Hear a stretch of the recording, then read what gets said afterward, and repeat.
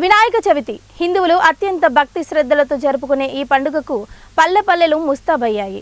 వినాయక చవితి పర్వదినాన గణేశుడిని పూజిస్తే సకల సౌభాగ్యాలు సిద్ధిస్తాయని, ఎటువంటి విఘ్నాలు కలగని హిందువుల నమ్మకం.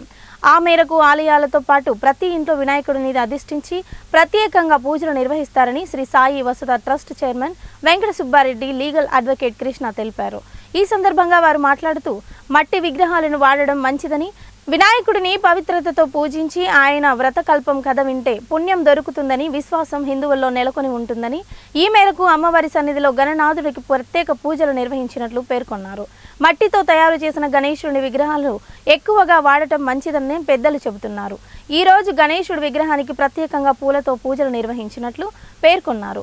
అంతేకాకుండా నవరాత్రులు గణేశుడికి ప్రీతికరమైనవని, పిండి వంటలతో ప్రత్యేక పూజలు నిర్వహిస్తున్నట్లు తెలిపారు.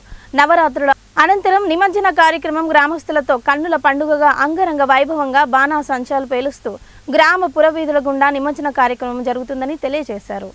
వినాయక చవితి సందర్భంగా పద్వేలు మండలం ఉత్తరాజపల్లె గ్రామంలో నక్కలగండి సమీపంలో వెలిసి ఉన్న దపిలేశ్వరం పేరుతో పిలువబడుతున్న దపిలేశ్వరంలో వినాయక చవితి సందర్భంగా గత 20 సంవత్సరాలుగా ఇక్కడ వినాయకుడు అమ్మవారితో పాటు ఆయన కూడా ఇక్కడ ప్రతిష్ఠించడం జరిగింది. గత 20 సంవత్సరాలుగా ఆయన ప్రతి వినాయక చవితికి దేదీప్యమానంగా ఎన్నో వేడుకలు జరుపుకుంటా ఉన్నాడు. మరి ఆ సందర్భంగానే ఈరోజు వినాయక చవితి సందర్భంగా మరి ఎంతోమంది వేలాదిగా భక్తులు వచ్చి ఇక్కడ వినాయక చవితి పర్వదినాన్ని పురస్కరించుకొని వారి యొక్క కోరికలను ఇక్కడ కోరికలు తీర్చుకునేదానికి వాళ్ళు ప్రయత్నం చేసినారు. ఎందుకంటే గతంలో ఏమేమి అనుకున్నారో అన్నీ ఇక్కడ జరిగినాయి. కాబట్టి అమ్మవారి దీవెనలతో మరి ఇక్కడ అప్పటి నుంచి 20 సంవత్సరాల నుంచి వెలిసి ఉన్న వినాయక స్వామి ఆశీస్సులతో ఇక్కడ బ్రహ్మాండంగా అన్ని కార్యక్రమాలు జరుగుతూ ఉన్నాయి.